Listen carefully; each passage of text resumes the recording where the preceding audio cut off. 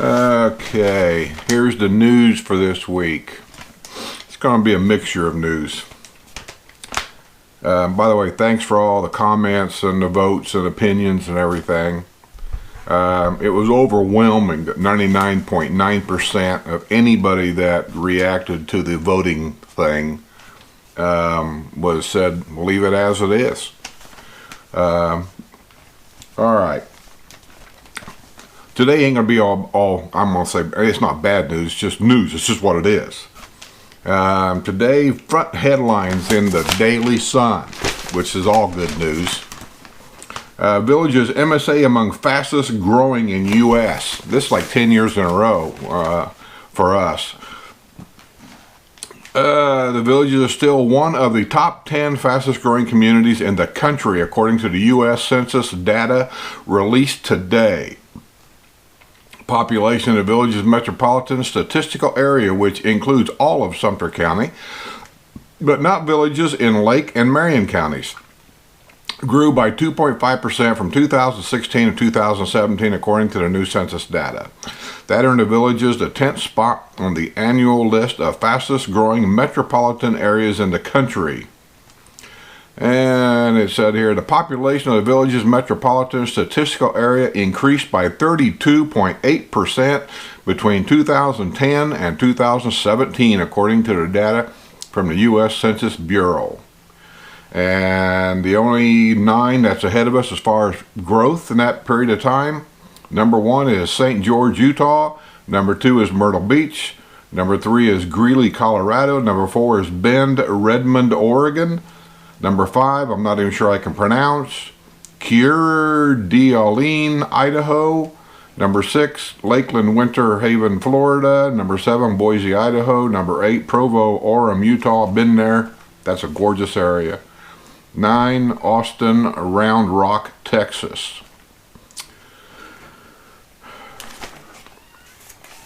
Nice to know. Oh yeah, Northeast gets hit by a 4th nor'easter snowstorm in 3 weeks. Unfrickin' believable. The 4th nor'easter in 3 weeks rolled in Wednesday with a potential for a foot of snow. Airlines canceled more than 4,000 flights. An estimated 15,000 customers lost power from West Virginia northward, and schools called off classes ahead of the storm. Weather this year has been weird. Okay. This ain't the news. I got information for somebody, I forget who it was, that asked about priority, the different types, prices. I got it. But I have to post it later. People buying in Finney. I did a video here not too long ago of DeSoto. That was the newest area. They moved across, I think it's, what is it, 501 County Road. And that's where DeSoto starts. You guys are going to hear this Friday. This happened this morning, Thursday, I think at 10 o'clock. Sweet new recreation area opens Thursday. Lord. Sugarcane recreation area. Sugarcane also features adults only pool, air gun range, bocce ball, and some other stuff in there.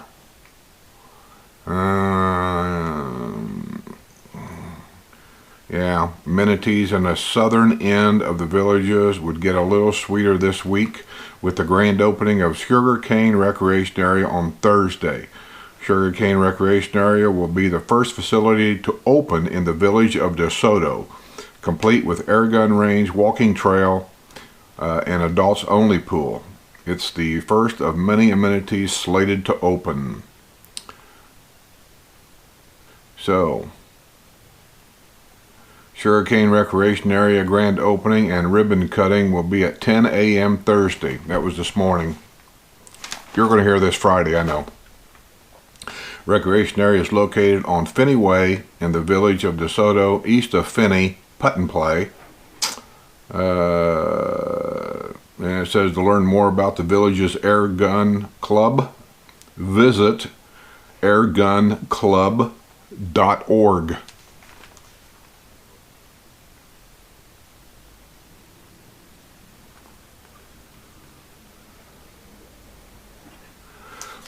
says here, only in the villages. This is interesting. Villager's son set to embark on third mission to space today. Huh. Andrew Drew Fustel's childhood dream came true when he launched into space in 2009. Today he will embark on his third mission. Drew, along with another astronaut and cosmonaut, will launch from, well, I can't pronounce that word, Baikonur Cosmodrome in Kazakhstan at 1:44 p.m. Spacecraft for a 6-month mission to the International Space Station. His father, Steve Fustel, and several other family members traveled across the world March 13th to watch the launch. Cool. Cool. All kinds of people live in the villages, man. All kinds. Steve Carell, the actor, his mom and dad lives here. Or they used to. I guess they still do. Those are open houses today. We're not going to do that. They got a martial arts class that's starting. I see that down here in the paper.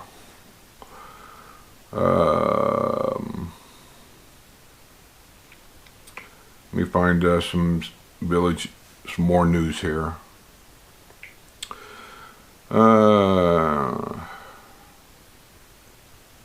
A villager who took oxycodone arrested after driving Buick onto village's golf cart path. Yeah, you gotta watch him. These people just drive anywhere, down a golf cart path. I've seen them stuck in a tunnel.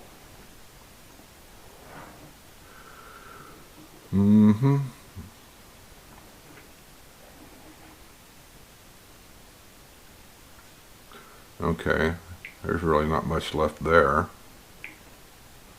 Find this one here.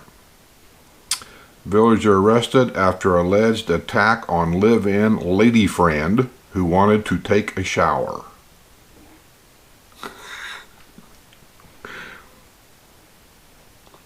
Let me see here. Oh God. Villager was arrested after allegedly attacking a live-in lady friend who wanted to take a shower. Fruitland Park police were called at about 11:30 p.m. Tuesday to a home at 831 Pisano Way in the village of Pine Ridge. That's a newer area on the other side of Morse Boulevard from here. A woman who had been drinking with 73-year-old John Francis Bassett, I think it's Bassett, went to take a shower and was cornered by Bassett. He grabbed both her wrists and struck her in the head with his hands. He grabbed both her wrists and then struck her in the head with his hands. Guess he had 3 hands. When police arrived, she was freshly bruised above her left eye, and her cheek and her nose was well cut on the left eye, blah, blah, blah. Bassett was placed on a 1-year probation in order to perform 25 hours of community service. A fugitive from Massachusetts was apprehended Sunday in Summerfield by Marion County Sheriff's Department.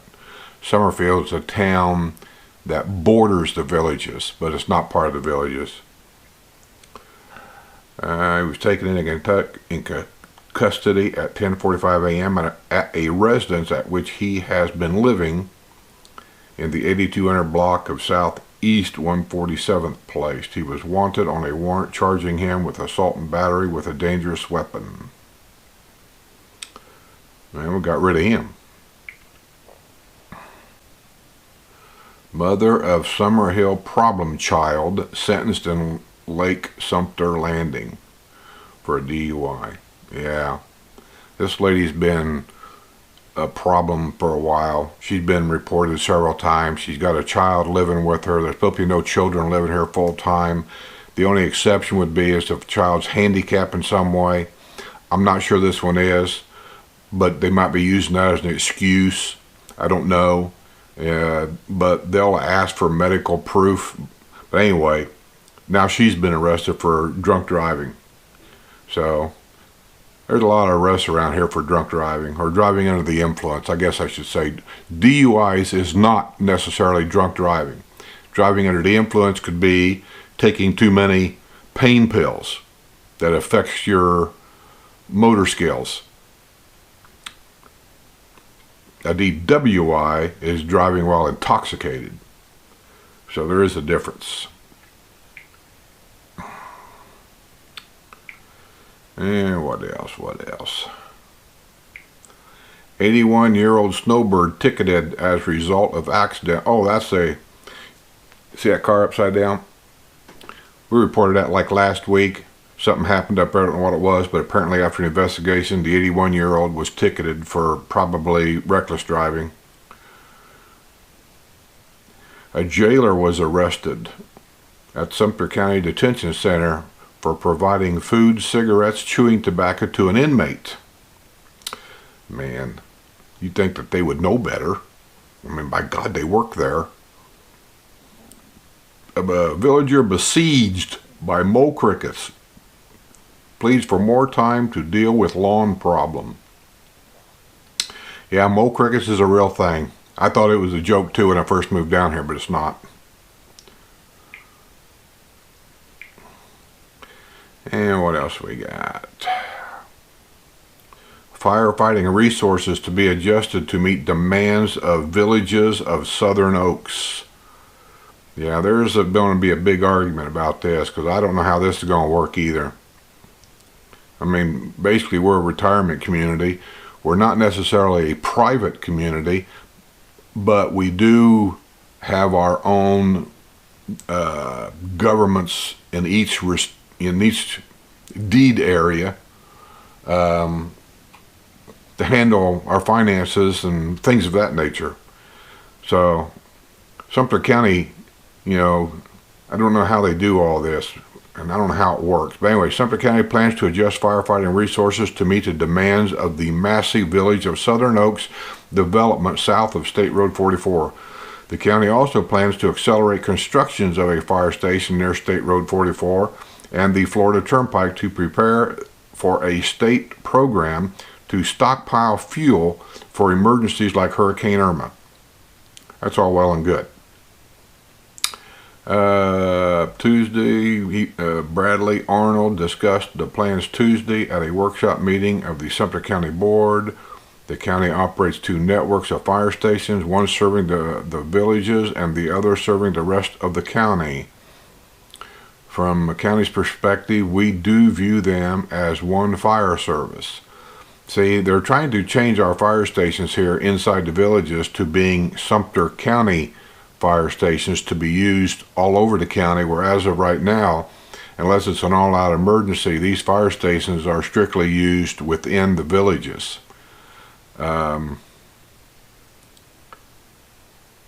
We'll see. That's all I can tell you is we'll just have to wait and see. We don't have a say-so here really on that. The commissioners over there will vote one way or the other on that. It's like hiring more police or buying another police car. We don't really have a say-so on that. That's up to them. But when it comes to our money, I'm not talking about our Sumter County taxes that we pay.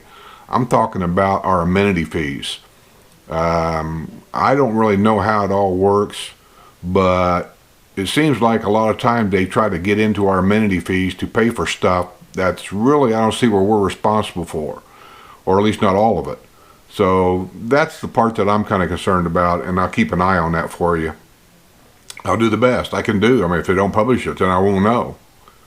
And, politics is politics. I already read that one.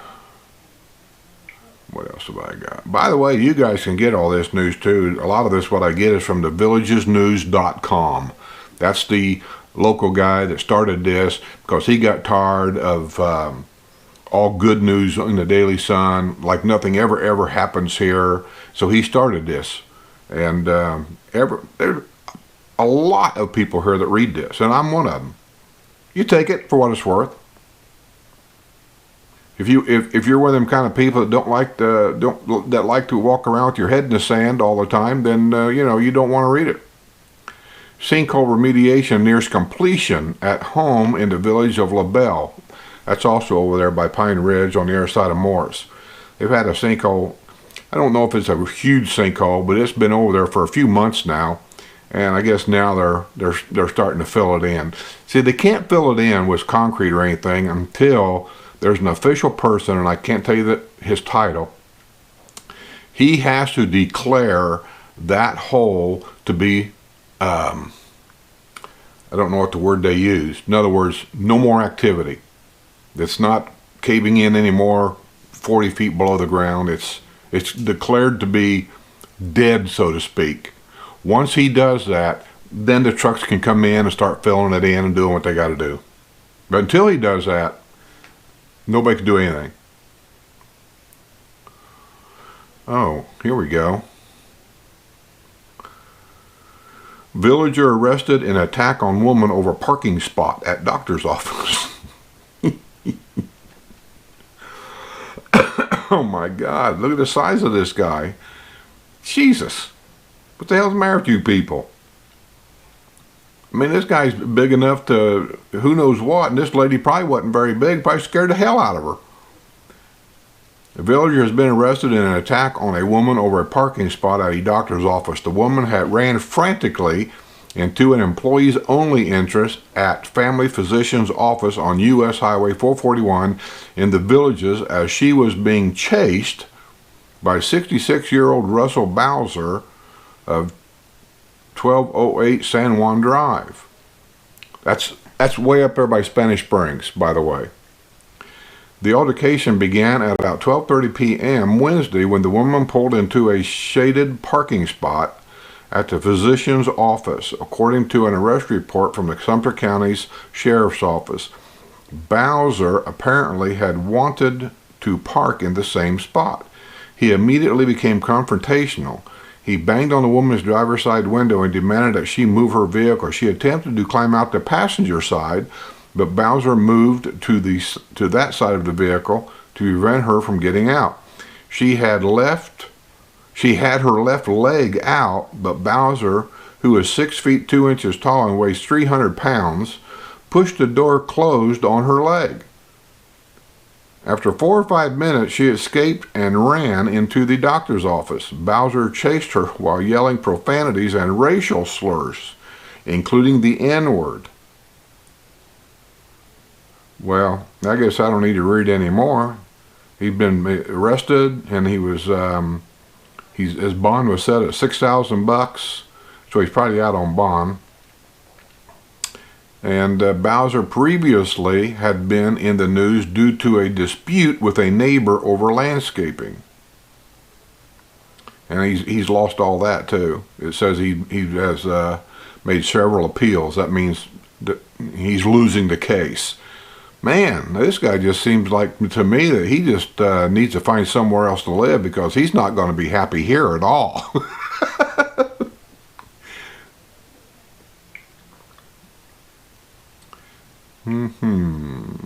Let me see what else we have here. I got some news from inside the bubble too that you might like it, you might not. Hopefully this video don't go for, oh, here's a guy. Yeah, this was taken care of basically. Let me show you a picture if I can get one. Come on up. A suspected RV parking abuser defends his parking practices in a public hearing Friday morning before Community Development District 5. You can't do that here. You can't park a motorhome or a trailer in a driveway and leave it, or park it in front of your house and leave it. I mean, you cannot do that here. It's in your deed restriction. But there's a lot of people that likes to play games, and eventually it catches up. Here's one. I know this happened here not too long ago. Don't know the guy's name. It wasn't in the paper, but I know it happened, so I didn't report it. The deed restriction says your pet. It doesn't say dog. Your pets, once they're outside your home, has to be on a leash. Now, you take that the way I take it, that means you got to have it on a leash walking your dog. I suppose if you got a cat, you got to have it on a leash and walk your cat. Well, there's a certain individual that lets his dog run wild. Basically, he walks around, dog just runs everywhere. and he just kind of poops and pees wherever he wants to. The dog has a leash, but it's dragging on the ground because the owner doesn't have a hold of it. So the dog's just running everywhere. And there have been a lot of complaints on this guy. Finally, they got the guy. They recorded it. They approached him while he was supposedly walking his dog and told him. He said, I'm not in violation of the deed restrictions at all. Says my dog has to be on a leash outside the house. He said he's on the leash. He said, well, you have to have control of your dog. You have to be a hold of that leash. He said, where's it say that? That I got to have... See, that's the game I'm talking about. There are certain people that does that. And they're just, I don't know, they're just, how do I put it? They're dickheads. And so anyway, push come to shove, they just simply told him, either you start keeping your dog on a leash, on your hand, walking the dog, you're abusing the system, or they're going to start charging you like $50 a day or something like that every time they catch you for doing that. And eventually it gets taken care of, but you got to ask yourself, why has it got to go that far for something so stupid? So anyway, this guy's the same way. Mr. Fredrickson has been accused of leaving his RV for more than 72 hours in his driveway on Golden Ridge Drive in the village of Poinciana. The RV has become a sore spot in the neighborhood. One neighbor claimed the RV is a nearly constant presence in the neighborhood.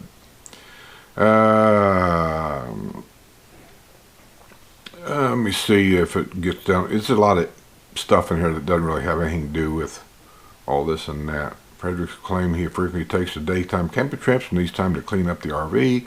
He claims he met with some skepticism. One-day trip requires 3 days of cleanup. That's what he's claiming. It appears you are gaming the system, is what they call it. I would not like to have you as a neighbor. Frederick said that he was well within the 72 hours he believed he had to park his RV in his driveway. He also challenged the validity of photos submitted by his neighbor, which seemed to show the RV in violation of a 72-hour limit. District Counsel Valerie Fuchs said the deed restrictions actually state that RVs are not permitted. Fuchs said that the CDDs can use a strict or liberal interpretation of the rule. She said CDD 5 has used the liberal interpretation. If you go back to the strict interpretation, one photograph is sufficient. One photograph is sufficient, Fuchs says. It says no RVs, period. The board voted to give Fredericks 1 day to move the RV. If not, he would be fined $150. If another violation occurs, Fredericks could be facing a $500 fine for that one. So they got it cleaned up though, because there was another ad shortly after this one where it showed that the RV was gone. Once again, why does it got to go that far? Why don't you just do what you're supposed to do, and then everybody's happy? What does this say? Jury renders a verdict in Villager's golf cart DUI. That's driving under the influence. That doesn't necessarily mean he was drunk. Arrest after a night of drinking at City Fire. Villager put his fate in the hands of a jury after his arrest last year on a charge of driving under the influence after a night of drinking at City Fire. Robert Lamar Burnham, 65, of the village of El Cortez. That's also way up there by Spanish Springs. Found guilty by a jury on March 8th in Sumter County Court. He was ordered to serve 2 days in jail, will lose his license for 6 months, has been placed on probation for 1 year, and ordered to perform 80 hours of community service. Jurors, I don't know why they put this in there, this seems silly. Jurors dined on a meal from Waller's Restaurant in Bushnell while deliberating. The total tab was $72.69. That almost sounds like Mayberry. Oh.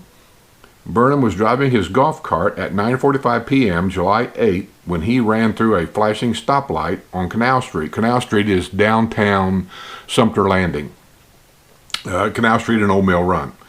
At Lake Sumter Landing, according to an arrest report from the Sumter County Sheriff's Office. The deputy making the traffic stop asked Burnham if he had been drinking. Burnham admitted to drinking 8 beers at City Fire. That'll do it. He failed field sobriety exercises and later provided breath samples. You know, actually, for drinking that many beers, his alcohol content really, really wasn't that bad. I mean, yeah, he's over, but I mean, he only registered a .09 and a .087. 0.08 technically is legally drunk. So, I mean, but, he's right there. So, that old guy can hold his booze pretty good. Anyway, so he was found guilty.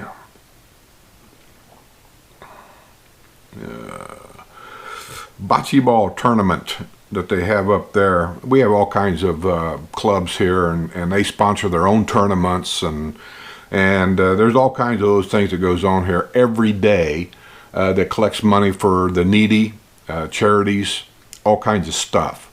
They're just everywhere. Let me try this one here. Oh my God, I can't read these names. It's an Italian thing. The Buonvenuto Americans Italian Heritage Club presented a check to Village's Honor Flight. I'm assuming y'all know what the honor flights are. A nonprofit charitable organization dedicated to transporting U.S. military veterans to Washington, D.C. for $3,300 at their March meeting on Tuesday night at the Odell Rec Center. Accepting the check on behalf of the honor flight, Peter Tetrault thanked the club, saying that you have just paid for 6 vets to go to Washington, D.C. 96 cents of every dollar we receive goes to a vet. And it goes on and on and on. So over the years, the club has raised and donated to local charities over $23,600. So there's all kinds of these clubs that goes on. I know every Christmas there's a club here, and they take a rec center, and I've been up there, and they do Christmas gift boxes for the military people overseas. And they make, I couldn't even begin to tell you, it's either hundreds or thousands. It's just box after box after box of all kinds of stuff that they mail overseas for Christmas for the military people that are serving over there. So there's all kinds of that stuff here that goes on. You can volunteer to any of this because you're a villager. Okay, let's see what else we got.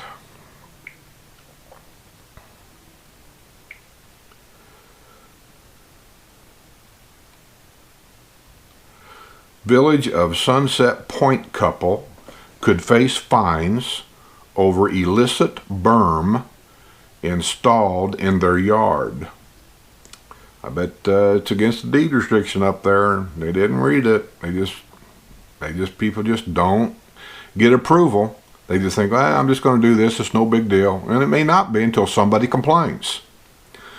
There we go. A Village of Sunset Point couple could face fines over an illicit berm installed in their yard without approval.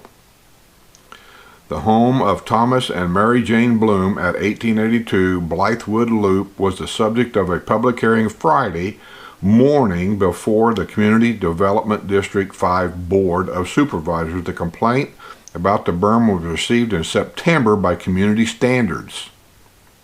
How that works is you got to complain about somebody that's breaking the rules, and you call community standards. There's a system they go through with pictures, and they send somebody out to look at it, and he verifies it, and he turns in paperwork. It's like a corporate thing. Eventually it gets down to the right people, and then they send you the warning saying you've got to bring your property back in compliance. They give you a chance, or you can take it to I forget what they call it, but you can contest it and go in front of a board and give them your side of the story, and they'll either accept it or they'll deny it.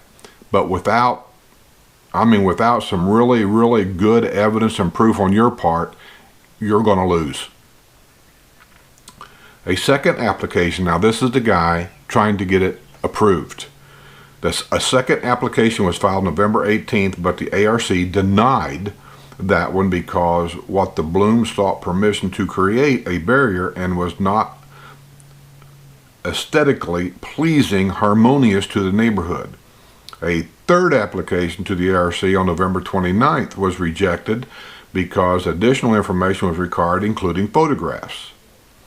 The Blooms have 60 days to bring their property into compliance. If the property is not brought into compliance, they will be fined $150 and then an additional $50 a day. If the fines reach $1,500, the matter will be turned over to District Council, who will seek remedies that could include a lien on their property. Go to ARC. It's a simple process.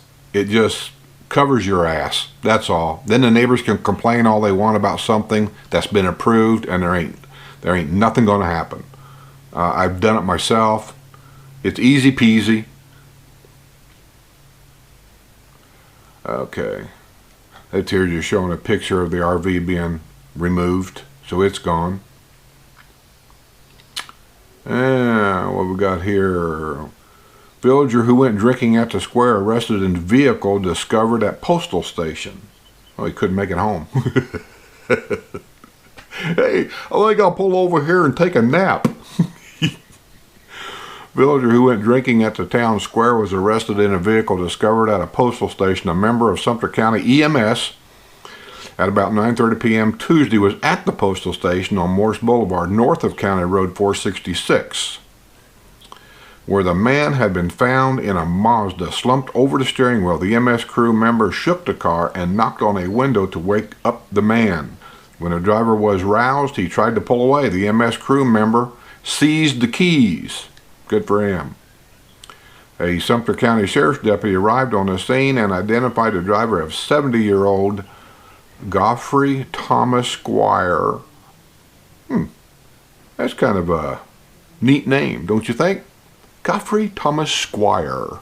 Sounds really regional. Of the village of, according to court records, May claimed the positive screen was caused by medication he was taking. May was booked without bond in Marion County Jail. That means he'll sit there until the judge decides to see him. There's no such thing as going to trial within a 72-hour period or any of that. He'll just sit there. Let me see.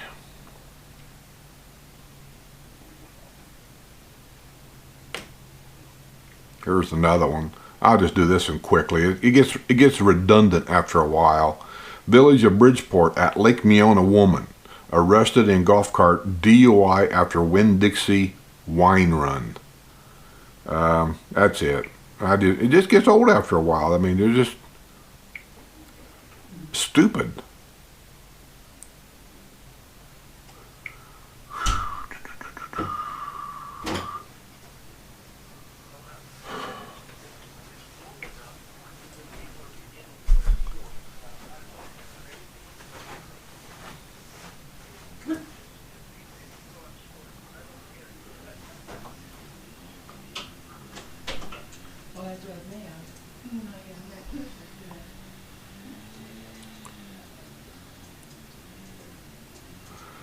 Let's see, the restaurant at Glenview Country Club under precautionary boil order. Apparently they probably had a water line break down there. It happens. Golf course is under precautionary boil order to Village District Office announced Wednesday. The Glenview Pro Shop is also impacted, as well as homes at, and it gives addresses to different homes. Hand washing, drinking water, all ice cubes should be discarded. A boiler making an ice as an alternative bottled water. Precautionary boil order notice will remain in effect until the problem has been corrected and bacterial tests show that the water is safe. Well, it really doesn't say what happened. I'm going to guess, though. I don't know this. It doesn't really say what's going on. I'm going to guess them sinkholes up there has caused this. It's broken the water lines, and it's just a precautionary thing they do. They get the lines back together, they flush them out with water, and then anybody that's connected to that line or in that area will be a boil order for a while until they run more tests. Okay. Which is, you know, it's just a smart thing to do. I mean, why take the chance, right? Especially when you get older. This one here happened at Lake Deaton, which is across the street from Hillsboro and down the road on the other side of the Manatee Rec Center. It's not too far from here. Matter of fact, a couple of my golf buddies, that's where they live, is in Lake Deaton. And this is really unusual for here. But golf cart driver passenger injured when struck by pickup in village of Lake Deaton. A golf cart driver and passenger were injured Wednesday afternoon when the golf cart was struck by a pickup in the village of Lake Deaton. The golf cart had been westbound at 3:12 p.m. on Cross Hill Drive and had slowed to make a left turn onto Unique Street when he was struck by the pickup, which had tried to pass the golf cart, according to Lake Sumpter County Sheriff's Department. Sounds like in this case the golf cart was doing exactly what he was supposed to do and the right way of doing it. I can just about tell you what happened here. The driver of the golf cart was transported to Leesburg Regional Medical Center. The passenger was trauma alerted to Ocala Regional Medical Center. The pickup driver was cited for careless driving. Pickup probably was pulling a trailer, may or may not have been, I don't know. But he got over, the golf cart came out into the lane of traffic to with his left turn signal and make a left turn. Traffic is supposed to slow down and let him make a turn before they proceed.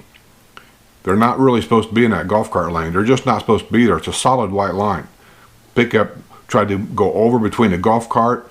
He's in the golf cart lane trying to pass that golf cart, and he didn't make it, and he hit the golf cart. That's probably what happened. Just too big a hurry. So I think we're just about done. Let me see. I don't see anything else. Nope. So here's a little interesting. I should do this or no? Maybe wait to do this on one of my fill-in days next week. It's a message I got from Inside the Bubble. For those of you that don't read that, Inside the Bubble a couple of times has promoted my channel here for information to other people outside the villages that's looking to move into the villages, but they're trying to get all the information they possibly can. And so he promoted me a couple of times, and I appreciate it. His name's Ryan. I haven't met him, but he lives here in the villages, I believe. So I might say it for another day. Okay, I'm gonna get out of here. I got some more information to do. Beer days today. I gotta leave here in a little bit. It's windy today. I think the high today is only gonna be 71, but she's starting to go back up. So I'll see you on the other side.